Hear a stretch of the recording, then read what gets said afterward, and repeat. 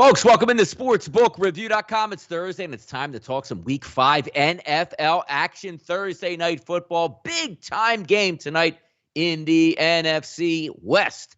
Seattle Seahawks and the Los Angeles Rams. We'll get that to in just a few moments. I am Donnie RightSide and Kyle Purviance. We are ready to rock and roll and get you ready for Week 5. So I do thank you for joining us here on a Thursday to talk some NFL football. Really good week set up here, Kyle. We're through the opening line show. Today is the key NFL show. And then we top it off on Sunday with the closing line. Welcome in on a Thursday. Yeah, I mean, hey, and we finally get a great Thursday night football game, right? I'm really excited for tonight's game. Of course, being a 49er fan, my eyes will be glued to it. Even though I do find, I don't know if this happens to anyone else who watches Red Zone regularly on Sundays, it's really tough sometimes to sit through these games with all the commercials and everything. You're like, God, where's Chris Hansen or Scott Hansen, whatever his name is? Not the pedophile guy, the other guy. And, where's have my a seat, commercial? Kyle, have a seat. Yeah, have a seat. Why is there Mike's Hard Lemonade in your trunk? It is classic TV, but No, I'm excited for tonight. Someone asked, anything official today? I think this week it's really hard to make anything official early on in the week. There's so many injuries, and those Friday practice reports are so much more telling for me than the Wednesdays and the Thursdays with a lot of teams, sort of holding their players out from practice. There's certainly some spots I'm leaning strongly on. Of course, we'll touch on that when we go through every game. No, we certainly will do that. Thank you guys for joining us here once again on a Thursday to talk some NFL action. Same protocol we always do. We're going to hit each and every game, see if we can find some of those midweek strategies that are going to try to play out here for Sunday morning, because there's a game over in London, Sunday afternoon, Sunday night, Monday. It all happens here today, so we got you guys taken care of. But once again, if you have not gotten into the Pick 6 contest yet at sportsbookreview.com, make sure you do that. $50,000 up for grabs, $1,600 per week given out. I went 3-3 last week. Kyle went 3-3 last week. So on that chart, still a few games for myself above 500. That's all I'm looking to do on sides here. If I can be one game above 500 picking sides for an NFL season, I will be happy. It's true. So let's get into it and have some fun tonight. Thursday night football. Who is it tonight, Kyle, again? You guessed it. On the road, the Rams taking on the Seattle Seahawks up at, was it Qualcomm? What is it called anymore, Kyle? It changed like 16 names. I don't know. Just the wet place in Seattle. I don't know. Yeah, exactly. The wet place in Seattle. There was a time I knew all the stadium names, but now they change the names so often, it's hard to keep track.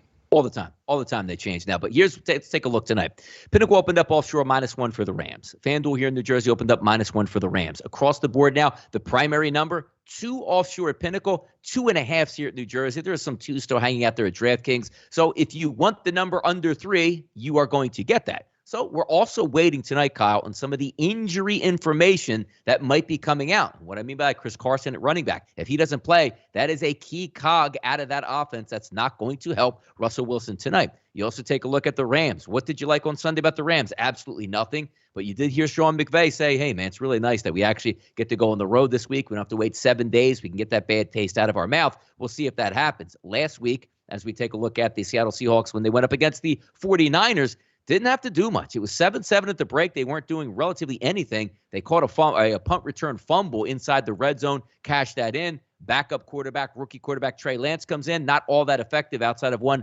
blown coverage play, which went 75 yards. I thought Seattle did look decent in that game, putting away the 49ers on the road. Different opponent tonight. You better come with your A game tonight to face Matthew Stafford and that offense. So if I'm looking at this game right now, obviously most of the bets coming in here on the Rams. The line is moving in the Rams' direction. So if you were to bet Seattle, the same way we had it on Monday, Kyle, right? You're waiting for that 3 price. I don't know if it gets there, but the interesting thing for me in this game, for a lot of trigger points, is Chris Carson in or out tonight.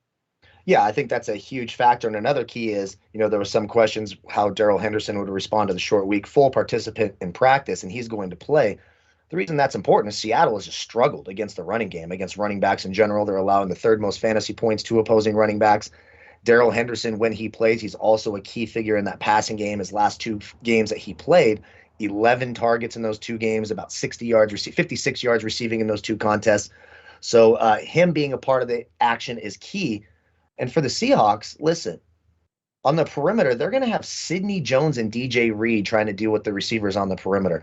If the Rams are able to run the ball and the Seahawks continue to struggle against the run and Matthew Stafford's able to go to that play action game and they're forced to bring those safeties up, it's going to be really tough for those corners on the outside to deal with these Rams receivers. I will say Amadi in the slot has been very, very good. So it's a little bit of a tougher matchup tonight for Cooper Kupp than we've seen in past weeks, Byron Murphy, etc. But for me right now, I think the better offense is the Rams. The healthier offense is certainly the Rams. You mentioned Chris Carson. That's a huge loss. Alex Collins will most likely be the guy, and you'll see some Travis Homer sprinkled in for some pain plays, if you will, in DFS. But right now, I just see the advantage on the defensive side of the ball to the Rams. I see the advantage on the offensive side of the ball to the Rams, and they're healthy.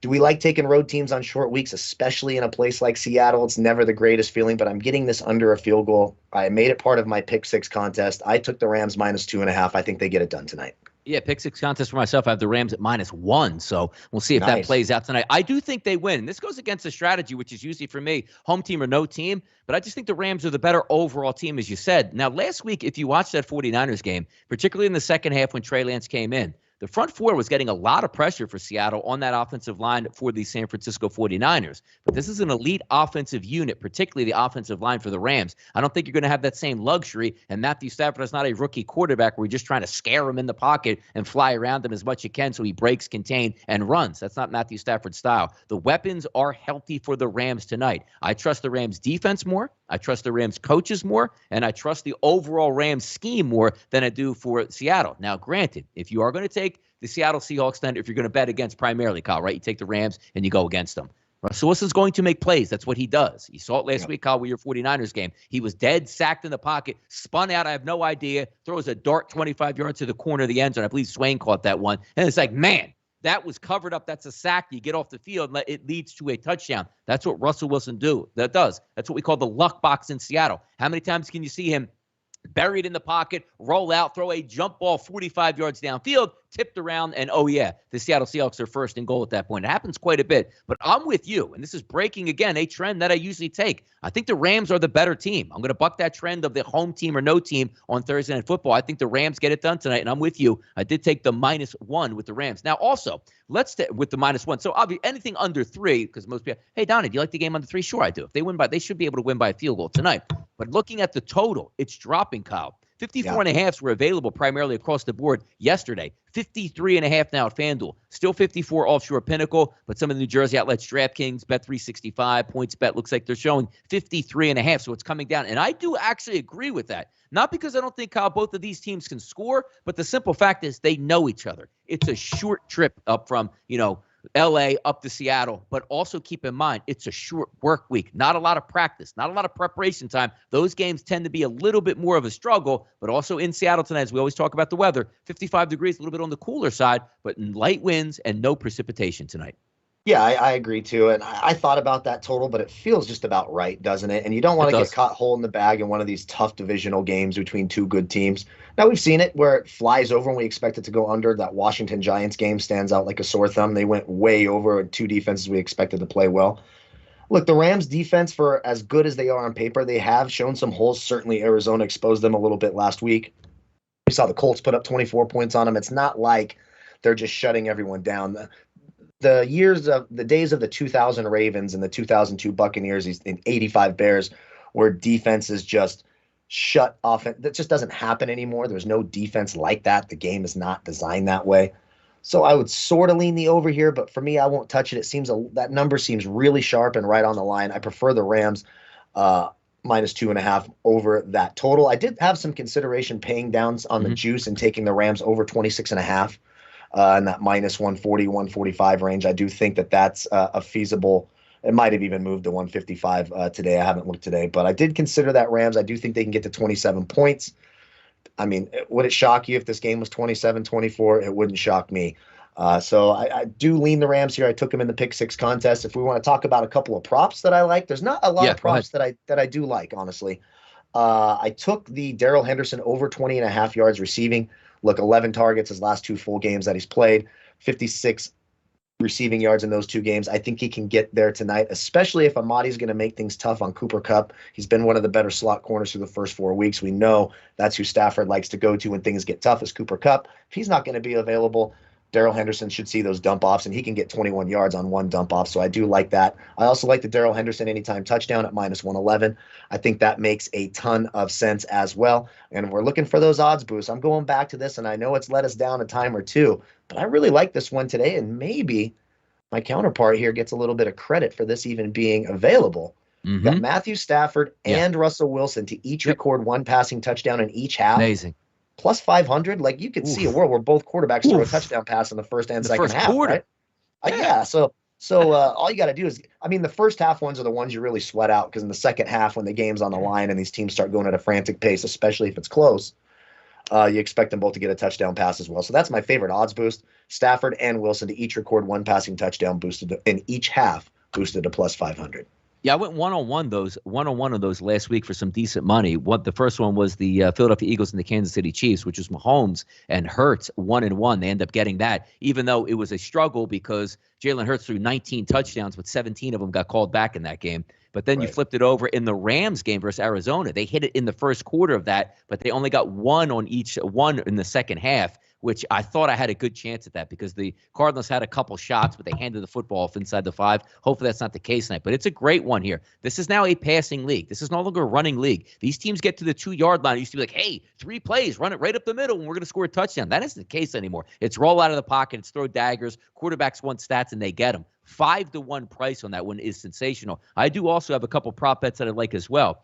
Feeding off of that, Russell Wilson to throw 1.5 touchdown passes or more, which means obviously 2 or more touchdown passes tonight. That's at a 148. He can throw 1 in the first half, 1 in the second half, 2 in the first half, none in the first half, 2 in the second half. He just needs 2 to cash in that ticket. It's a little bit juicy, but it's actually down from this morning from -154 to -148. Also, I call it like that boost light here, because Matthew Stafford's going to throw touchdown passes tonight. That's just what they do.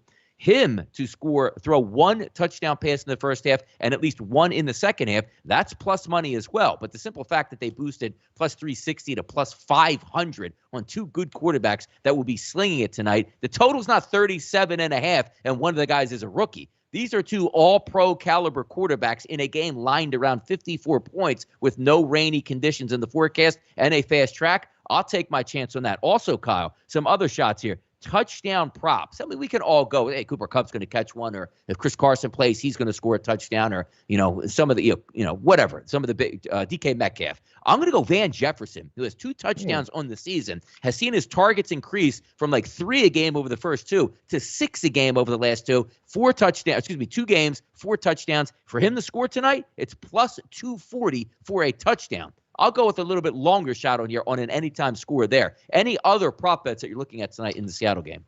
That was really it for me. I actually considered Van Jefferson's receiving yards as well. Remember, he's going to be on the perimeter 75% of his offensive snaps. So he's going to see DJ Reed or Sidney Jones, who are giving up completions on 21 and 24% of their targeted routes or defensive routes that they're running that are passing plays. Also giving up 0.41 and 0.47 fantasy points per route ran against. The advantage tonight is on the perimeter in that Seattle defense and running the football.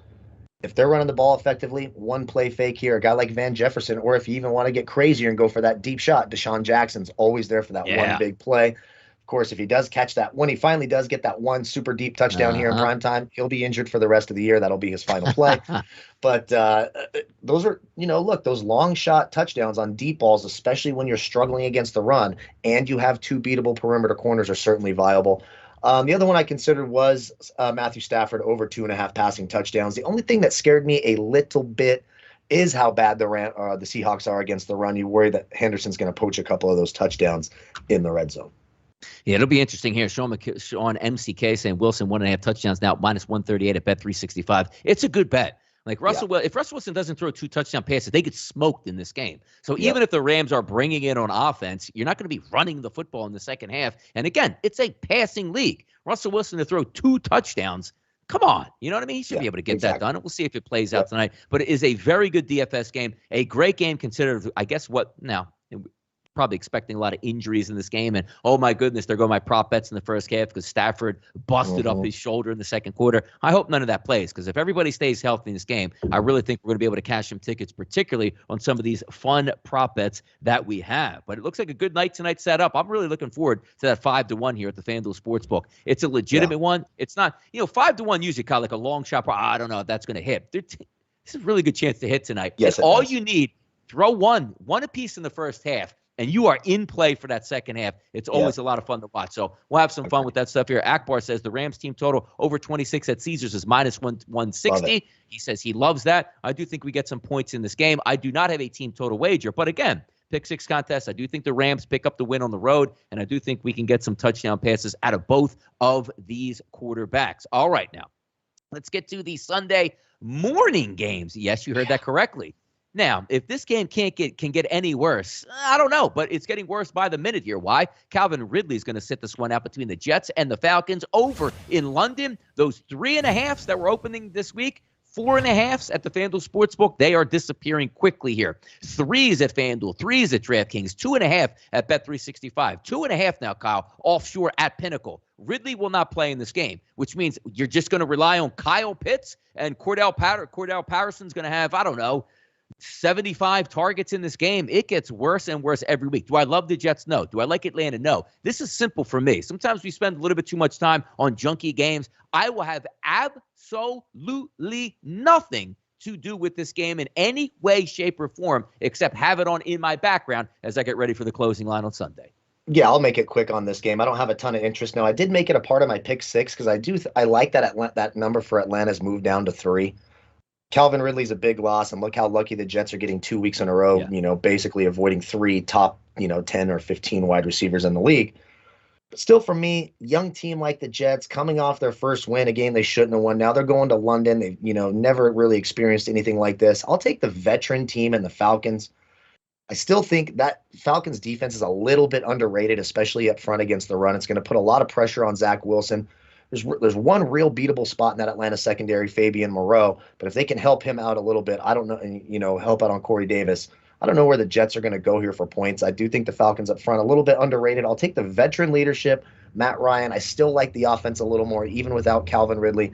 Guys like Pitts, as you mentioned, Mike Davis, Patterson, Russell Gage, these guys are going to have to step up here. But the only wager I made on this, it's not a wager, it's a free contest that we do here at SBR. Be sure you check that out. Of course, it's a ton of fun, and we're going to talk about it a lot in the show. But I took the Falcons here -3. I'm just not ready to get behind the Jets. I will sell very, very high on the New York Jets and take the lowly Falcons, as sick as it makes me.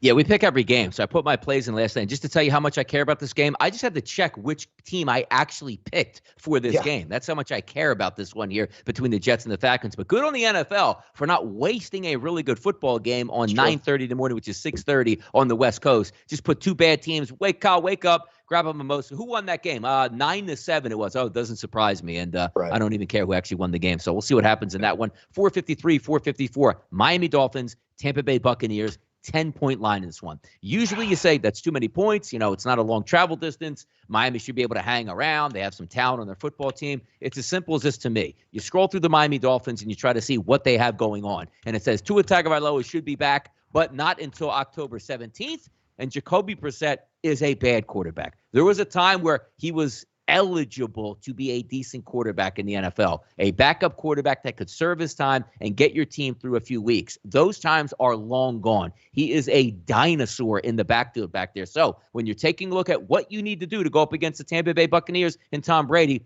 air it out, score some points, put some pressure on Tampa Bay. They can't do that with Miami, and they can't do that with Jacoby Brissett. You need to be able to attack, Kyle, the secondary of the Tampa Bay Buccaneers. You can't just say, hey, we're going to wind up and throw deep. You need the quarterback. You need the weapons to execute that. Because if you think your game plan is, hey, Jacoby Brissett, throw 35 times, but everything is a check down for like 8 yards and you can't run out of the pocket, that's not going to be the where-all, be-all for this game. So do I want to lay 10 points here? No, I do not. Does it seem like a lot of points? Yes, it is. When you watch Tampa Bay play, are they squeaking games out against teams they probably should beat handily? Yes, they are. But at the same time, I cannot trust Jacoby Brissett because my maximum ceiling on points is 17-20 when I know Tampa Bay can easily get into the high 20s or 30s.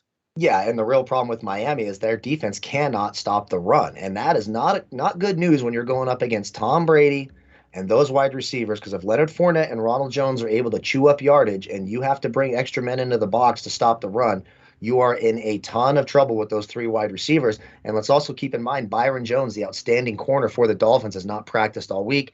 He looks really iffy for this game. So now you're just relying on one dominant corner in Xavier Howard. So you're right. When you look at games and there's these 10-point spreads, there's basically two approaches. Take the first half and get it under a touchdown, which I don't mind with Tampa Bay this week. Or you've got to find a way to take the team laying the double-digit points. And when you watch Miami, there is nothing there to support. Jacoby Brissett cannot get the ball to these wide receivers. Their running backs, I know people like Myles Gaskin. Well, guess what? You're not running the ball in any way, shape, or form against this Tampa Bay defense. It's simply not going to happen. So now Jacoby Brissett has to go out there and beat you. And I agree, the weakness of Tampa Bay's defense is their secondary. It's dreadful. I mean, that secondary is really bad. But Jacoby Brissett's arm does not strike fear into you. He's a guy who's going to try to create some plays with his legs. We know that Todd Bowles is going to dial up the blitz. For me, it's Bucks or bust. I stayed away from this game because I don't want to touch the 10 and a halves. I just don't want to be holding the bag there. But if I had the proverbial gun to my head and I'm picking a side, I'm taking Tampa Bay because I just have zero confidence in anything the Dolphins have going on the offensive side, and really disappointed with how they're stopping the run. They can't stop the run. They might get beat by 40. Yeah, I think, and also Nathan Powell says, as already been said, Caesar says Wilson 1.5 touchdowns thrown at 100. I didn't look at Caesars here, but I assume that's probably the odds boost, and I'm going to switch on that right now here because I will be certainly involved in that. It's not coming up right now for me here. Let me just go to Sportsbook. What do we got here? Yep, there we go. Perfect. Good call out there. So yeah, plus nice 100, Russell Wilson. So, but again, it's a maximum $25 bet. So if you want to get a little bit more down, you'll have to pay the juice to go over. But that is a great bet, and I will certainly be involved in that as well. You people should be too. Good call, Nathan Powell. I did not check on that to see if what it was listed at, but that is an auto bet for me once again. All right, now we take a look here at the Dolphins and the Buccaneers, sort of wrap it up on this one. Team totals, look, bet 365. I'm just reading these ones off.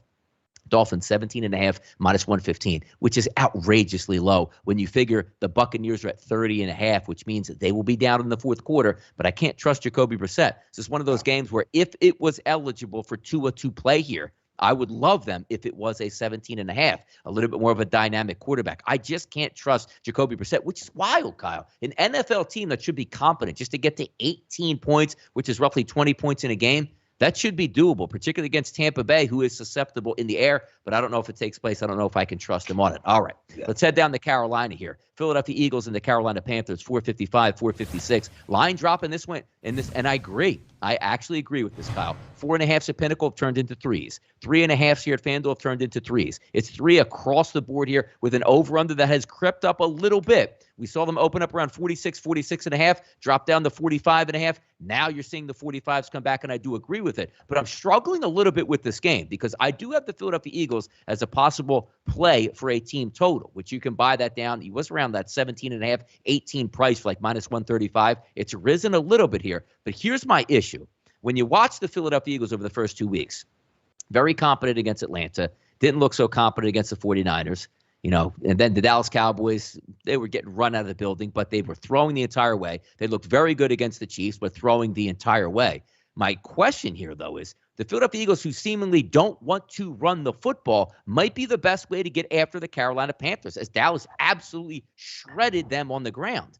Look at the seasonal statistics through 4 games here, Kyle, for the Carolina Panthers. They're allowing 156.5 yards passing per game. So if the Eagles want to throw it all over the lot, it doesn't really behoove them. Maybe you should get back to the running game, but in no way, shape, or form am I going back to Miles Sanders. If you're not going to give a talented running back the football, how do I expect you to just say, okay, let's open up a ground game and see what we do? Now, the Philadelphia Eagles on defense here, Kyle, 204 yards per game passing, which isn't bad when you consider 2 of those 4 games, Kyle, you played the Dallas Cowboys and the Kansas City Chiefs. So are we looking more for an under, and that price is actually right, as opposed to looking early in the week saying, hey, I got to take the over? Man, I got to tell you, I was close to the Carolina team total over 23.5 at minus 120. I don't like what I see out of the Eagles defense. I know they had some bloated numbers because of a couple early matchups with the 49ers and the Falcons.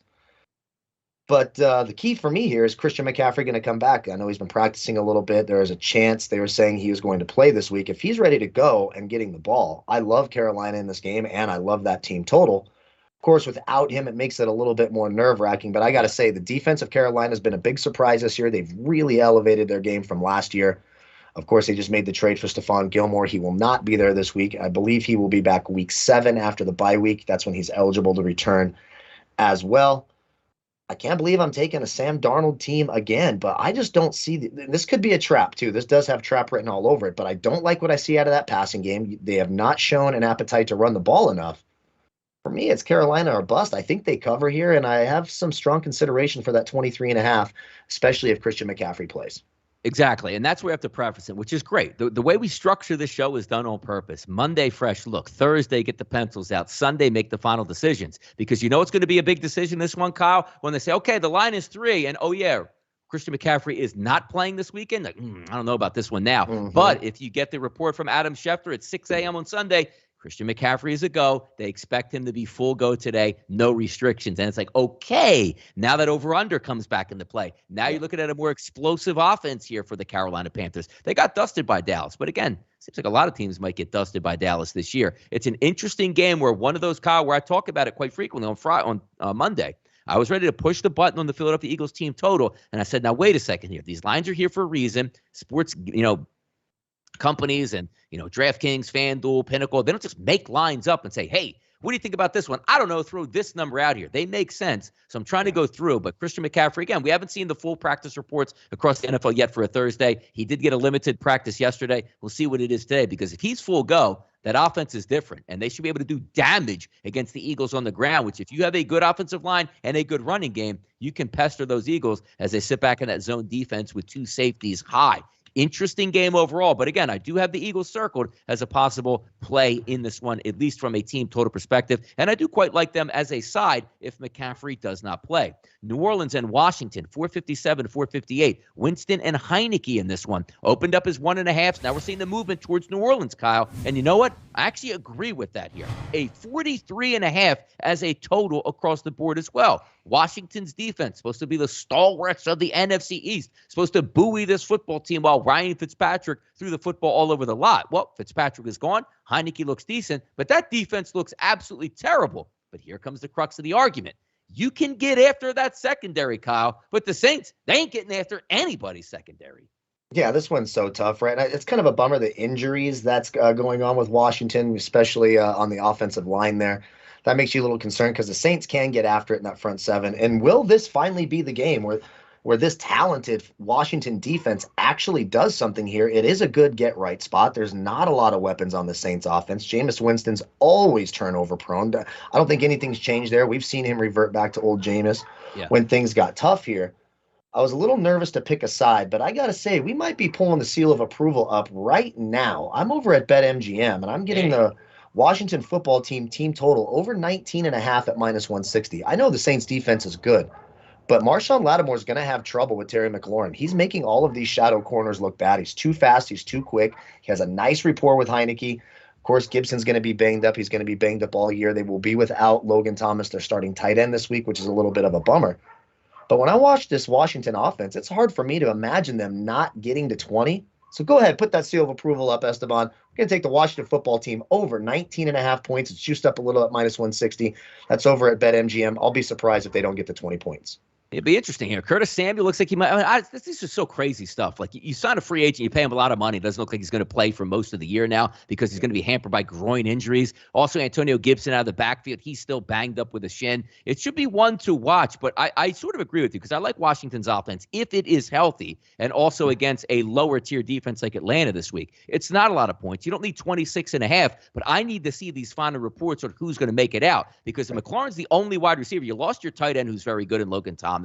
You're probably going to be down Samuel. Antonio Gibson might be halfway. I think I even saw McKissick didn't even log a practice today as he was injured as well. And you're going up against a Saints team that's quite fine, Kyle, just running the football and saying, we don't have any weapons either. Let's slug this out and play defense and see what can happen here. It's a tough one here, but I like Washington's offense as a whole, but if they're banged up, I won't be able to take a total in this game. And quite frankly, even a side in this game. I think the Saints are the better team. I do, but you can't be a football team saying, hey, I hope to score 21 points or 24 points or less every week and think that's going to end up working out. Didn't work last week when you said, hey, 21-10 fourth quarter. That's enough to beat the Giants as they got beat down the stretch and then into overtime in this one. Titans and the Jaguars. Another interesting game because if you said to me, Kyle, Tennessee's coming to this game. They're going to be healthy, and the line is 4. Sign me up for Tennessee logging 30-plus points in this game and waxing Jacksonville. but they're not going to be. They might be the most injured team in the NFL. Now, I did see today A.J. Brown got another practice, and so he's trending on playing this Sunday, which will help, which will actually give them one weapon. But if you go back and watch the tape against the New York Jets, you would have thought the Jets had the 1985 Bears defense with pounding on Tannehill and sacking him relentlessly, which is wild because the Jets stink. Yes, the Titans lost to the Jets. So it's not so far-fetched that they would lose to the Jaguars, who are basically the Jets of the South. Now, some people will play into it. Oh, but Urban Meyer.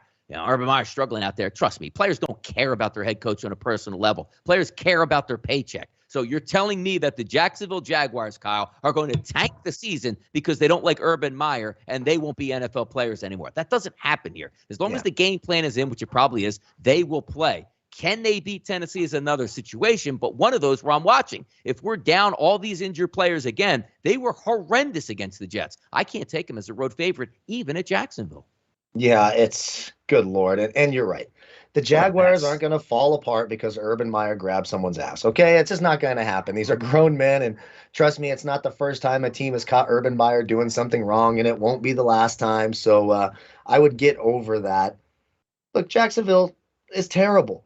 Whether they trust their coach or are happy with their coach, whether their coach is, floating out of the sky with the halo of his, the team is a terrible team. But my God, did the Titans instill any confidence last week without both those receivers? That offensive line looks terrible. That defense is still god awful.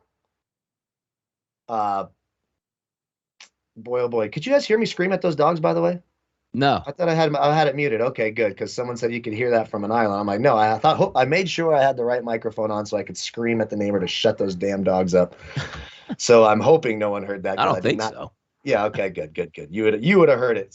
Trust me, you would have heard it. But then when Sean said I could hear that from here in Ireland, they probably just saw you doing it on camera. Okay, good. That made me feel a lot better here. Let me just wrap this game up. Just stay the hell away from this game. You can't trust either one of these 10. Yeah, there he goes. There you go. See? Exactly. Yeah, I'm not touching this game with a 10-foot pole. If A.J. Brown plays, I'll probably lean the Titans here, but I'll be watching the injury reports here. But right now, you can't trust either team. I don't know why you would even do this to yourself. There's just better spots on the card. Yeah, no, there's certainly better spots on the card. It's an interesting game. As I said again, if you had a healthy Tennessee team, they would blow the doors off of Jacksonville. But it's seemingly we're only a couple weeks into the season, and it's a triage on every football team. And now the new in vogue thing in the NFL is players just taking personal days on Sundays and saying, I just don't feel like playing. Hey, I got a personal matter. My wife's Gucci bag got some cranberry juice on it. I'll see you guys next Sunday. Make sure you pay me for this one, but we'll see, and we'll see how it is. But not a great game here for Jacksonville. It's a shame, Kyle, because if they were healthy, even if they hung a line of 30 as a team total for the Tennessee Titans, I'd be all over it. I really would be. They're not stopping a healthy Tennessee offense, but again, Tennessee might not be healthy in this one. Detroit and Minnesota, another game here, which we might find a blowout, and we might find some points. Goff versus Cousins, Lions versus Vikings, 9.5s to 10s across the board, depending where you're shopping at, 49s, and I think it's appropriate price here. Now, you want to say last week, Kyle's like an anomaly because the Minnesota Vikings were rolling on offense. It's seemingly that Dalvin Cook is banged up and injured, sat out of practice yesterday. I didn't get any reports just yet of Dalvin Cook and his health status. But, boy, I would love to see him healthy versus a Detroit defense. And a lot of guys heal much quicker, Kyle, when they go up against teams like Detroit, because that is a game where you can compile stats. 2 wide receivers that should do damage against that weak secondary. A running game, even if it ends up to be not a healthy Dalvin Cook and you're leaning on Madison, still should be able to do damage. Kirk Cousins over the first 3 weeks averaging 318 yards per game, then sunk versus the Browns. This one should be one of those games, Kyle, where he's able to step up to the plate and deliver. But also keep in mind, you can hate on Detroit all you want. We can laugh at them, and you don't think, Campbell's a good coach and you don't have a lot of talent. But this team still moves the football. The Chicago Bears on the road are a decent defense. They frustrated the hell out of the Cincinnati Bengals offense and then did it again versus Detroit, so to speak. But Detroit got in the red zone 5 times and only scored once. And I know we talked about it earlier today, Kyle. Sometimes it's just about when I miss on a team total, what do I say? Oh, man, I wish they would have scored that. No. Hey, they had 5 or 6 chances to cash in and didn't. I will live with that. It's the same thing when you look at a baseball game. Hey, last night, If you had the St. Louis Cardinals, they only scored 1 run. Well, they had 11 runners in scoring position and didn't get a base hit either time in that. You will take the chances over the result because over the long term, Kyle, that is what's going to produce from you. It's just getting chances at the plate. So if we're looking for Detroit in this game, I do think they score. My question, though, is as we wait out, I need to see the status of Dalvin Cook as we head towards it. But I have to say, if Minnesota here, just looking at Bet365, which is a 30.5 team total at -110, which means at Caesars or BetMGM, you could probably get that price around a 28.5 or 29. If I have a healthy Minnesota offense, they'll hit the 30-point marker this week. Yeah, and I don't disagree with that, but I'm going to go to the other side here. I'm glad you mentioned that. I know the Lions, had all those red zone mishaps, but they got to the red zone 6 times. They put up, over 400 yards of total offense. The Lions offense does not quit. They go for it on 4th downs. They throw the ball a ton. They throw it to their running backs. Jared Goff hasn't been abysmal, in between the 20s anyway, hasn't been as abysmal as we all expected here. And this Vikings defense is not very good. I know Cleveland only scored 11 points last week. We're talking about an offense without their number 1 wide receiver in Jarvis Landry. The quarterback's playing through some injury. They're just a boring, slow-paced team, so I don't take a lot of weight from that. What I do take a lot of weight from is both those defensive backs, Peterson and Breland, are being absolutely torched. We're in a controlled environment, in a dome. I know they're on the road here. I'm at BetMGM, team total over 17.5 for the Lions at -135. Now, if you're going to play to the 20, take them over 19.5, -110. I don't mind it either, but I can see a world where there's like 4 field goals kicked by the Lions and 1 touchdown. They go for it a lot.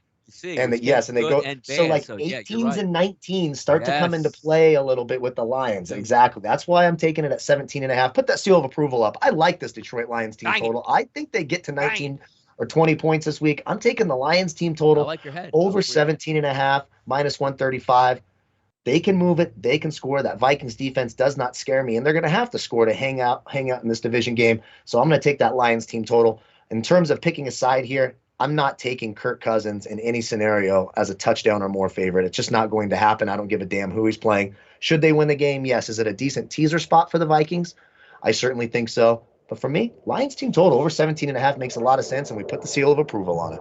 There you go, and put the seal of approval as the Jets fly over on that one here, so I'll cover up here for the next couple seconds. A lot of these practice reports are coming back today. Amari Cooper, Ezekiel Elliott, practice limited. Giovanni Bernard is limited. Joe Mixon remains out, which is such a key number that we're going to talk about in 2 games here. But the next game up on the docket, 1 o'clock on Sunday, 463, 464, the Denver Broncos and the Pittsburgh Steelers. Kyle, I am going to make this as simple as it can be.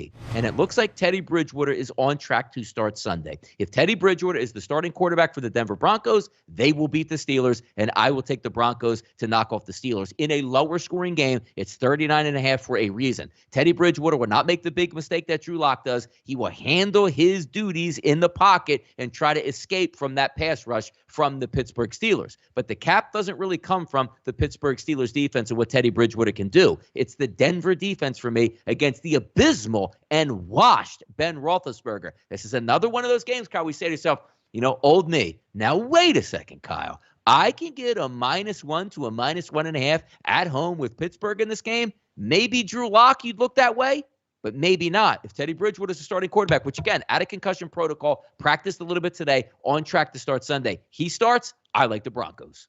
Yeah, I'm a little pissed off about that, to be honest, because it looked like it was going to be Drew Lock this week, and then I did not expect Teddy Bridgewater to be back for this game. So when I put in my pick 6 picks yesterday, I took the Steelers because I was going to make this cap very easy. Do I like the Steelers? No. Do the Steelers stink? Yes. But can I ever back Drew Lock on the road in a pick'em game? Hell no. I will be behind the Steelers all the way. So that's in my pick 6.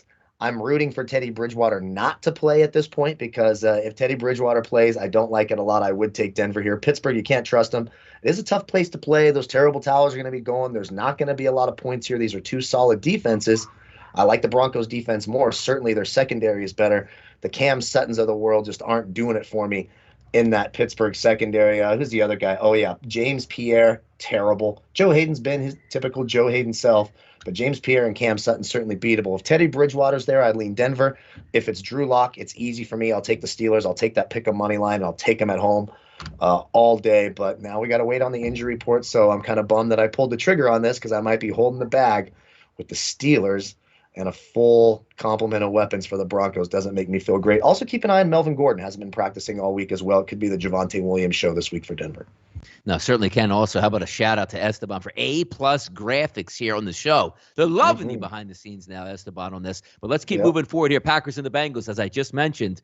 This is simple for me. A lot of these games are breaking down from like a side's perspective to me. And, running backs don't matter that much in the NFL. The second leading carrier in the NFL is Mixon on Cincinnati. If they're going to get T. Higgins back this week with that plethora of wide receivers, a decent tight end, and a good quarterback in Joe Burrow, the only thing you need is that dominant running back, which Joe Mixon can be. Doesn't look like he could be the dominant running back because I look at this game. It's threes across the board between the Green Bay Packers and the Cincinnati Bengals. 50s across the board with points. Do I think there's possibility of points in this game? Yes, I do. Do I think Green Bay can score? Yes, I do. But I have to tell you, if Joe Mixon was healthy, Green Bay is not stopping Cincinnati's offense. Cincinnati at home on that fast turf, they will have time to throw. They have enough weapons, and Mixon will pound them into the middle. But if he's not available to go here, that's a big chunk of that offense that is taken out. Play action, short yardage, red zone. Mixon is an absolute horse that I would need to eat in this game. I'm watching to see him later in the week because he didn't practice Wednesday, didn't practice Thursday. Keep in mind, they played last Thursday, and he was hobbled and knocked out of the game late, which they still won. So he's had extra time to rest and still not ready. The game is on turf. This is the NFL. If you are hobbled, you're not going to be affected. It's a shame because I would have loved to taken the Cincinnati team total to the over here, but now I'm looking more towards the Packers in that respect, Kyle. Yeah, I completely agree, and I apologize for these piece of crap Jets. When are they going to learn that our next war is not going to be fought with an Air Force? We don't need these guys practicing to fly. Like, what the hell is wrong? The money we waste and the stupidity in this country drives me absolutely insane. Now, to this game. The way you beat the Green Bay Packers is you run the ball against them. Now, Aaron Rodgers, exponentially better at home than on the road. Most quarterbacks are, and we've sort of seen that let down week one, as a matter of fact, against the Saints.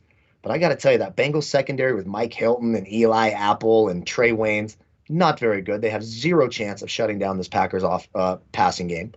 Without Joe Mixon, the Packers have an outstanding secondary. Kevin King, Jair Alexander, they're very, very good and efficient against the pass, but they stink against the run. If you're throwing out Samaje Perine instead of Joe Mixon, that's a huge, huge, huge downgrade for the Cincinnati Bengals here. So I like two plays in this game. I like the Bengals or the Packers -3, especially with no Mixon, who still hasn't practiced. So you got to imagine, even if he does play, he's not going to be 100% and get his full workload. So I like the Packers -3. It's the one I did my 2 times on in the pick 6, as a matter of fact, on the sides. And I have some interest here in this Packers team total, over 26.5 at -125 over at BetMGM.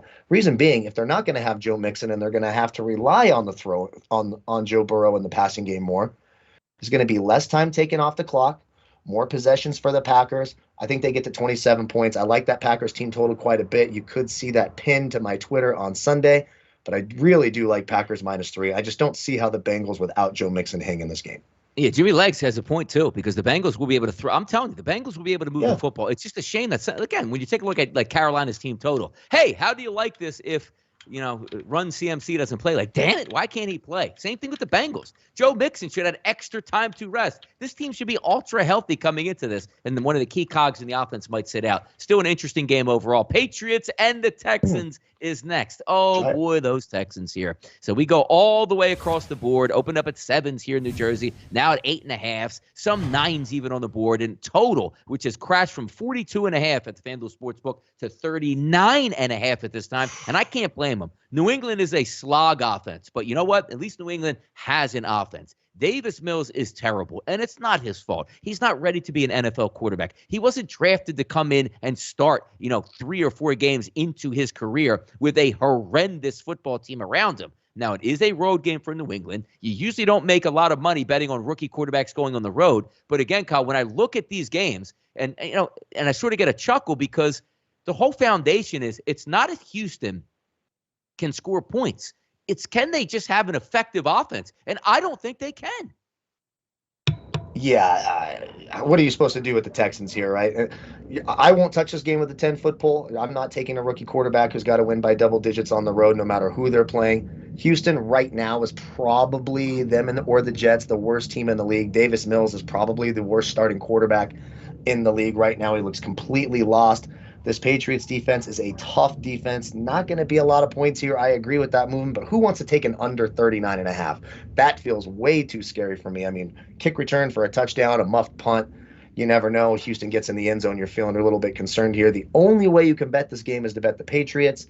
Again, I wouldn't do it because of the line and the situation on the road with the rookie quarterback.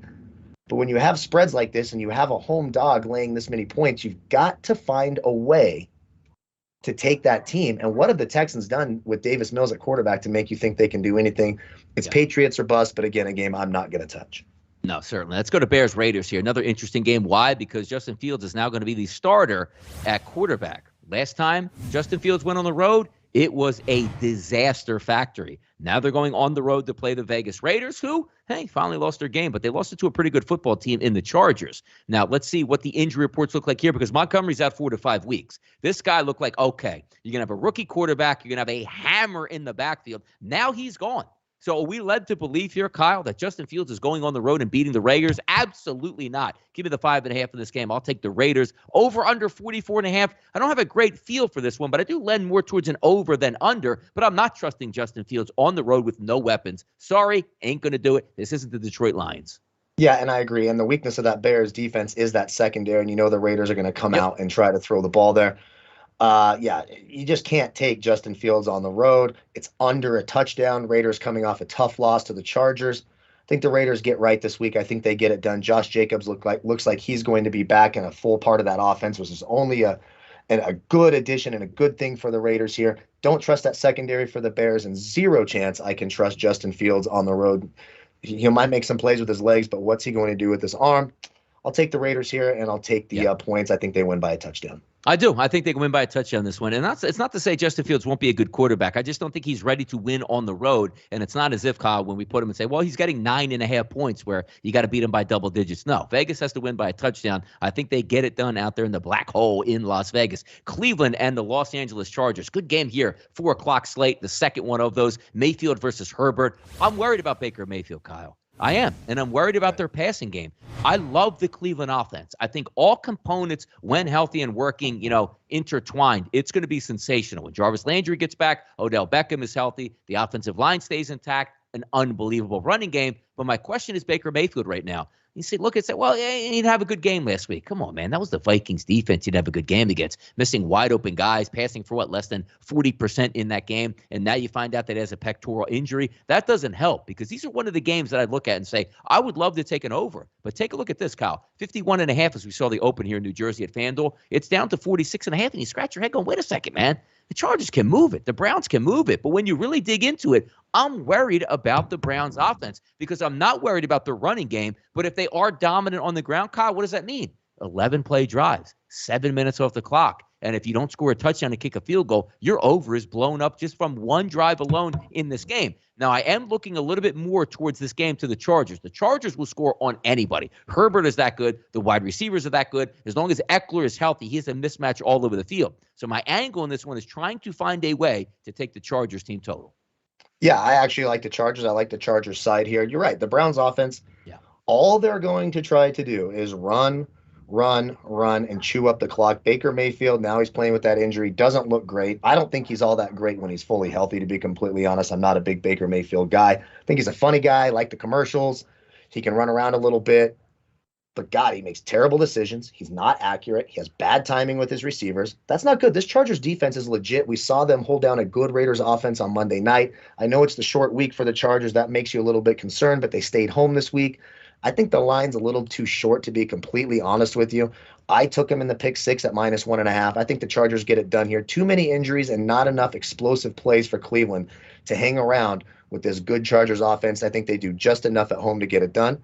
But honestly, that total 46 you talk about, I would lean the under, because the Browns are just points and drive and exciting play killers. Are just slow. They're boring. They're methodical. And on the defensive side, they do create sacks. They do create problems on the offensive line. So you see a lot more holding calls on Myles Garrett, et cetera. So it's hard to produce a lot of points in those games. But for me, Chargers get it done. I like the side better than the totals. And, of course, I'm leaning the Bolts here. All right, Giants and the Cowboys here as we line this one up. Basically, sevens across the board. There is a 6.5 listed at DraftKings -115. Offshore Pinnacle -7 plus 101. So let's take a look at the Giants and the Cowboys in this one here. Amari Cooper did get a practice in limited today, which is good because you need him to be healthy. He was banged up in the last game and still dominated and scored. Dak Prescott should have a field day against the Giants. You have a great running game now. Zeke seems reinvigorated. He's lighter on his feet. Maybe that has to do with something when he looks behind him and goes, this guy Pollard's actually better than me. I better start performing right now and see if I can keep my large salary in the NFL, which you know will be on the chopping block if Pollard continues with his success at a much cheaper rate here. But let's take a look at the 52s across the board. Daniel Jones showed me a lot last week. 400 yards passing on the road in a tough environment and gets a pretty good defense. He's going to need to do the same thing. Kenny Golladay got a full practice in today, so it looks like he's trending towards playing once again this weekend. Probably not going to have Shepard or Slate in this one, but they didn't need him last week. But also, what team am I getting here, Kyle? Am I getting the team down 21-10 to start the fourth quarter, or am I actually getting the team that won the football game in overtime? That's what you have to decide, because if you think you're going to get a good offensive performance, and it's so hard to trust Daniel Jones in that offense, then you're probably looking towards the over, because it's very hard at this late stage of week 5 to say, hey, I'm trying to figure out a way to take a Dallas Cowboys game to the under here. Yeah, I mean, it always seems to play to the under, right? I do have a little bit of interest in that Giants team total. I've been encouraged by Daniel Jones. He's over 300 yards in 3 of the 4 games, only thrown 1 interception. Does look like they may get one of those 2 receivers back, but hey, John Ross looked fast last week. The young kid, Kadarius Toney, was targeted 9 times. Could be some value plays in DFS there. For me, do I think Dallas wins this game? Yes. Do I think it's a nice teaser option to take Dallas at home by a point or 2? Absolutely. But with this many points now being laid in a divisional game, these games tend to be close.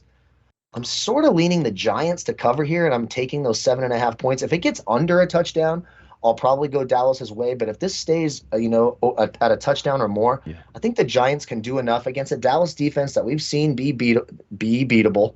It's a weird thing to say here. Giants offenses look good. Saquon Barkley getting a little bit healthier.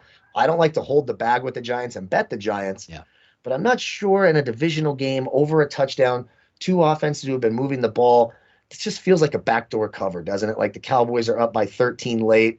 Daniel Jones gets a touchdown with 1:20. They try an onside kick and the game's over, and they cover and they lose by 6 points. Sort of what it feels like to me.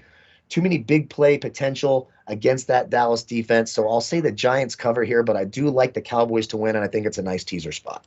Yeah, it is a good teaser spot. You're right on that one. 49ers and the Cardinals, one of those games where I'd circled on my cards, and you know what? I want to try to find a way here to take the San Francisco 49ers at least on a team total, and I've completely swung in the other direction, and I don't even understand the line movement at this point here, so we're going to go over this game right now. 49ers, Cardinals opened up during the week here, 4.5s, depending on where you're shopping at, got as high as 5s. Let me just see, because I know the FanDuel Sportsbook had a 5.5, which was even earlier today, and that's dropped a full point to 4.5.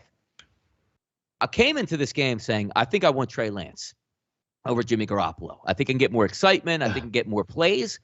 But then I watched the film as opposed to seeing the splash plays on TV. I had to watch it twice.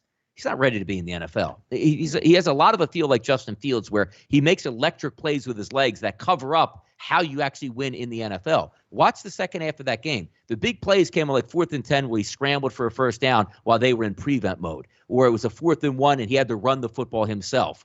It just didn't look all that much. And you say, well, wait a second. Didn't you see his stats through 2 touchdown passes? I mean, Deebo Samuels was wide open, and it looked almost, Kyle, like it was lucky even to be a completion where the guy was wide open down the field, caught it standing still, ran down the sideline 75 yards, and then he had the late junk touchdown that got at the end of the game to climb from that 2-touchdown deficit to 1. I'm not ready to lay my money on Trey Lance. Will he be a good quarterback in the NFL? Probably so with Kyle Shanahan. Will Shanahan have a week to prepare a pretty good game plan? Yes, he will. He's a genius in the NFL at calling plays. But now you're stepping into an environment where I'm not worried about Arizona quarterback. I'm not worried about him at running back, the offensive line, the defense, or wide receivers at this point. So am I thinking that this game profiles, Kyle, the same exact way as the Bears going on the road, and now you're taking a look here at the 49ers going on the road against established teams? Give me anything under a touchdown. I like Arizona here. Yeah, I like Arizona too. And look, that 49ers secondary is beaten up. We're going to have Dre Kirkpatrick out there. This is a guy who was bagging groceries 2 weeks ago. Here he is in the backfield. Emmanuel Mosley stinks. Deontay Johnson in the slot stinks. And, oh, yeah, and they have a good pass rush. But what's the kryptonite for that good pass rush? A mobile quarterback who can get away and wear you out. And I don't think there's anyone better in the NFL right now than Kyler Murray at doing that. It's going to be very, very tough for the 49ers to stop this offense. One look I really like is over at BetMGM, Cardinals team total over 26.5 minus 140. Yeah. That may end up being an official play this week. It's going to be really difficult for the 49ers to stop this passing game this week. I don't see a path to victory. I don't care who starts at quarterback, honestly, for them until they have a full complement of running backs and can really get their offense, especially if Jimmy Garoppolo plays where the play action is more prominent in their offense and creates those openings. That's the only way Jimmy Garoppolo can be successful. Trey Lance, you're right. His numbers are ballooned up by a couple of blown coverages, especially that big touchdown. That ball was floating. That ball looked like a punt in the air that he was fair catching. Very lucky. That it was. Am I excited for Trey Lance? I am. Do I like Jimmy Garoppolo? No, but Trey Lance not quite ready yet. I do expect him to put the pressure on. We know Shanahan's going to have a good game plan in place, but Kyler Murray, too much for that defensive line to deal with. They're not going to be able to do it themselves, and that secondary is so beaten up for the 49ers. Hard for me to imagine the Cardinals not winning this by a touchdown, and even more difficult for me to imagine them not getting the 27 points. Yeah, Tita Corral says, I'll take the Niners at plus 6.5 if Garoppolo starts. I mean, you're probably not going to get the 6.5 regardless, but at the same time, it's funny because I went from, and that's why watching film and looking at the numbers and being honest makes the most sense. Because if you don't watch all the hate, you say, I hate Jimmy Garoppolo. Oh my God, look at Trey Lance do a 75-yard touchdown. But you have to watch these games to see how they play out. He was running for his life most of the way because that's what rookie quarterbacks who are athletes do. They don't let the play develop. Oh my God, guys in my face. Let me scramble for yards. That doesn't translate to wins. But again, it's not a 26 or 27-point number that you need for the 49ers. But early in the week, I wanted the 49ers. Now, as we sit on Thursday on the show, I don't really think I want too much to do with the 49ers. That could change. We'll see if some injuries come out, but also some other news here coming across. Take a look at this. Devontae Parker, limited to practice today, so another weapon that possibly won't get to the starting gate or injured. But also, Dalvin Cook skipped the practice again today. He's as tough as they come and not practicing. That's not a good sign, which sucks. Because these are the teams that we want to take the team totals at. Just give us a healthy offense, and all you're doing is trying to hamstring us and then throw the same number out here. And he's my goddamn fantasy football running back. I mean, I do have Madison the handcuff, but for Christ's sakes, just I drafted you number 2 overall. Get your ass in the game. Injuries, referees, and kickers. The 3 banes of my existence in the NFL. Yeah, one of my plays that I do have circled here, and I love this game. I really do. And now it's back to 3s at some outlets, and I like it. I like the Buffalo Bills at 3. I think they can go into Arrowhead and win this game outright. 56.5 across the board, which is outrageous. But 2 really good offenses coming to town. Well, sometimes we don't overanalyze this. I know I love Andy Reid. I love the fans at Arrowhead. I love Patrick Mahomes as a quarterback. But this game comes down simple to me. Buffalo will score on the Chiefs' defense. In the same way, the Chiefs will score on the Buffalo defense, but not as much as I feel like the Buffalo Bills will score on the Chiefs defense. If I need a stop in this game, it's easy. I'm not looking at the Chiefs. They are flat out atrocious trash on defense. That's not the case with the Bills. I think this is one of those games where we have the elimination round early in the season, Kyle. Number 1 for this might go a long way on who gets that top overall seed and the tiebreaker that comes along with it, but also the MVP race. If you take a look at Patrick Mahomes and he dominates in this game and Allen doesn't look good, that's another notch in his belt. If you take a look in this game and Allen goes on the run and hangs 40 on that team and they win in Arrowhead, that's a notch on Josh Allen's belt. The 56.5, it's like in college football when you see these 2 teams can score and then they hang a 77 in the game. Oh, man. Okay, I know they can score, but geez, 57 points to cover. 30-27 is the minimum you need in that one, which is crazy. They both can get it. I don't know if I like that per se, but if I like an over in this game, it's the Buffalo Bills team total for me. Yeah, I actually think the Bills are a better team. Now, keep an eye on the weather in this one, too. It looks like there's, a decent chance there's some rain. It will be a little bit warmer. We saw last year when the Bills went into Kansas City and there was some weather concerns there, that offense really sputtered. But I think the Chiefs secondary last year was way better than they are this year. That Chiefs defense is one of the worst in the league. And the Bills, you would say, are one of the better defenses in the league. So I think the advantage on defense certainly goes to the Bills. If you look at these 2 offenses, they're powered by dynamic quarterbacks, great wide receivers, not a whole lot of a running game here. You're going to see 2 similar offenses. For me, do I like betting against Mahomes at home in a game that, of course, they need to win sitting there at 2-2? Not really, but am I going to not take the points with Josh Allen and this offense going against one of the worst defenses I've seen in a long time, especially from a team expected to win a Super Bowl? I don't know. I think the Bills are a better team here. I'm going to take the points. I think they're live dogs in this one. I don't mind the money line. Do I trust it enough to put any of my own money on it? Hell no. By this time on Sunday, I expect to have had a good day, a couple team totals hit, probably 6-0 I'm betting. I'm betting. 6-0 on the pick six, and I'm going to have my feet up, and I'm just going to be watching what, probably the two best teams in the AFC. I know their records don't indicate it right now, especially for Kansas City, but watch a possible AFC championship preview, hang back and watch it. But for right now, I'm leaning the Bills. I just think they're a better team. All right, Pick Six contest picks here for us this week. We'll get to that in a second. Seal of approval, Kyle. So I don't have any official wagers up on the board yet, which is fine. 6-3 on the season on my best bets. I will have those posted no later than usually I might add on a Friday, maybe a Saturday, but those will be up at least 2 hours before we hit the airwaves on Sunday for the closing line. So if you haven't followed me at RightSide DP, all my plays will be posted there when we make them official. Your seal of approval plays this week, Kyle. You do have some official plays I'm hearing here. Is that correct? Yeah, so far, I think I'm going to go with that Detroit Lions team total over 17.5. I like that quite a bit.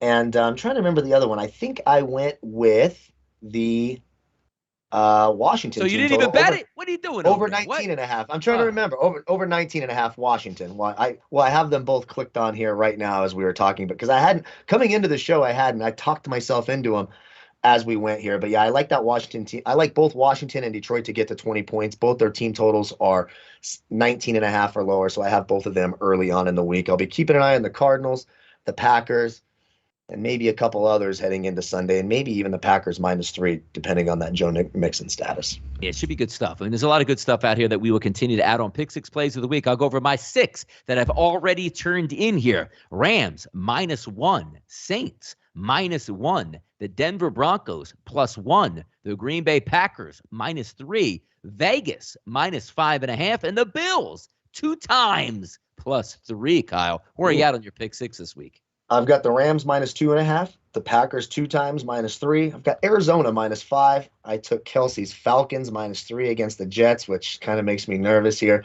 I got the Chargers -1.5 against that Browns team. And before I knew the Teddy Bridgewater status, I took Pittsburgh at a pick 'em at home against. I was hoping Drew Lock. How did you do that? If it was Drew Lock's one of the worst quarterbacks I've ever seen throw, so I was going to be happy to finally be able to take Pittsburgh here, but now I'm a little bit more nervous about that, so maybe don't tail me on that one. Oh, man. How about that? Kyle's going to be screwing just like we do Drew Lock. Now, imagine you've had a game where you bet Drew Lock and Ben Roethlisberger in the same game. That's pain right there. You're screaming at both sides of the TV here. Yeah. All right, now, Kelsey Kramer, time for her to join the show here. The first lady of football with some Pick Six picks that are ready to go. Kelsey, welcome into the show on a Thursday. I'm not muted, right? That show's over. Thanks. Right. Thank God. How's it going? It's going. I'm excited for this week. I've been doing good. I looked at it like a responsible bettor would do. I am 16-8 on the season. You're killing me. You're 5 games up on me. Yeah. With a 66.6% chance of winning.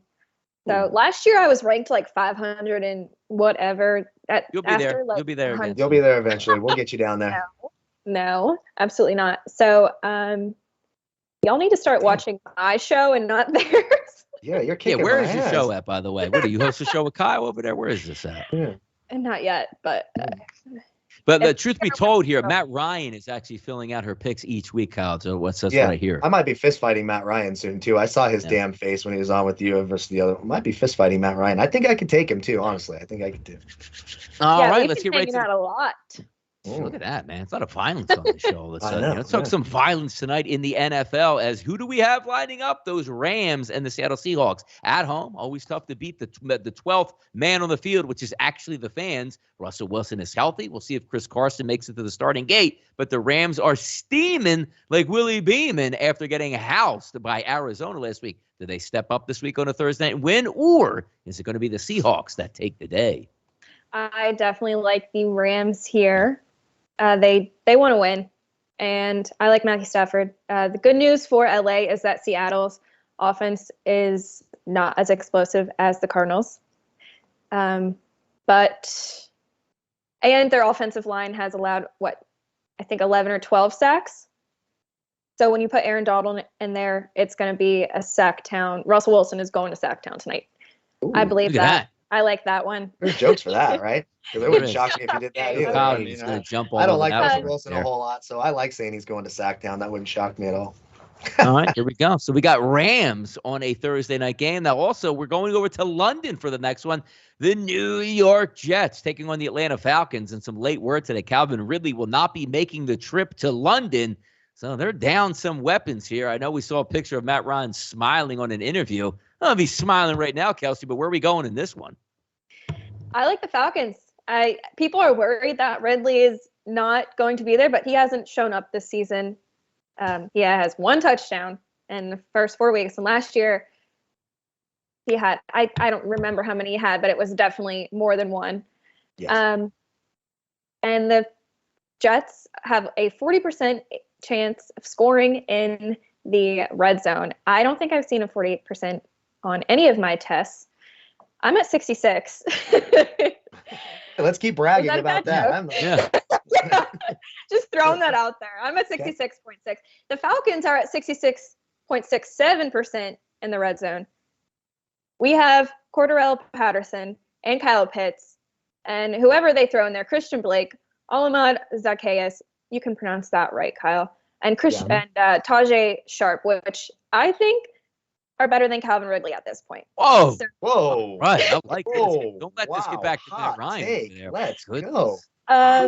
Veteran quarterback versus a rookie who won last week off of luck. I'm taking Matt Ryan and the Falcons. I agree. All right, so we go from I the did Falcons it too. here. I'm nervous as hell about it, but I agree. I wish Calvin Ridley was there. We all actually did. Yeah, exactly. Let me just state for the record that was out. Calvin Ridley, that statement does not reflect the beliefs or our thoughts here, SBR or myself and Mr. Don Seymour, pro handicapper. True. Calvin Ridley is so much better than Christian Blake, and Tajay Sharp's a can. Tajay Sharp sucks. Just wait. We thought Calvin Ridley was our number one option. Now we have no idea who our number one option is. Ugh. God, all right, here we go. I like the hot takes on the hometown Falcons here. Let's get to the Saints heading into D.C. to take on the football team. That has another scandal as their trainer was taken out in handcuffs from the FBI. Fantastic, Daniel Snyder. What a great organization you run down there, which, again, has no nickname, and it's been that way for a few years now. We take a look at the Saints going on the road to pick up a victory. Is this one where you saw last week the football team pick up a victory in Atlanta, and they roll it over this weekend to another W? Okay, first of all, Washington won because of the refs, and because they had to make crazy plays to even score. So I don't like Washington here. What is it? The Washington handcuffs now? I've been seeing like so many. That's true. Yeah, that would be a good one. It's better than the football team. I like that. Yeah. But yeah, I like the Saints. I think they obviously could have won last week. I'm glad they didn't for my sake, but they're going to win this one, and Jameis Winston hopefully shows up for the entire 4 quarters along with everyone else on the team. Yeah, they blew that last week, 21-10 early in the 4th quarter. I put that game so far out of my mind. It's like, how did this game get into overtime? And yet there is Daniel Jones throwing for over 400 yards. Down the list we go. The Titans are heading down to Jacksonville. Marital affairs are an issue here. His wife is off of Twitter now. Crisis in Jacksonville. I don't really think it makes all that much sense, but I know a lot of people read into that. The Titans banged up and injured 22 people on the injury report yesterday to take on those Jaguars. Which way are we going in this one, Kelsey? A.J. Brown is supposed to play, correct? Yep, he's on his track. He's on track. Okay, he's on track to play. Even without him, I think I might take the Titans. I'm taking the Titans because A.J. Brown is on track to play, and I don't think you can lose to 2 terrible teams who are basically the same team back-to-back. I know both of y'all are not on the Titans, are you? No, You're actually, I'm just nervous. You wouldn't touch this game with the 10-foot pole. That's with a 10-foot pole. Yes, I'm treating this like my ex-wife. Don't want to be anywhere near it. No. Cool.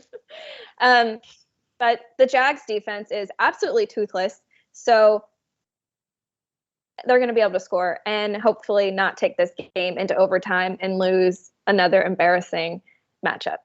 Yeah, they need to have a little bit more health here. We'll see again. Yeah. Thursday practice report's probably going to come out in full shortly here. Then the Friday one, which basically tells you who's in and who's out on Sunday. And of course, the inactives 1.5 hours before game time. So that'll come in at 11:30 a.m. Patriots on the road as a heavy favorite against the Houston Texans. And why not? Because when you take a look at the line, roughly 8.5 to 9, that should not be the line in the game. That should be the line, Kelsey, on how many first downs that the Houston Texans can actually get here, as they only got 6 last week in Buffalo and got dropped by 40. Where are we looking to go in this game? A bounce-back effort for Davis Mills, or is this just New England coming to town laughing and saying, ha, we don't even have to play football here and we'll win? I'm taking the Patriots. I would take them at -16. Ooh. I feel so bad for this Texans first teaser. All right. Wow. Okay. I feel so bad for this Texans team. And David, is it David Mills? Yeah. Davis. No one. It doesn't matter what his first name is. Yeah. It doesn't matter. Yeah, he stinks. Cereal box. I mean, that game should be an absolute.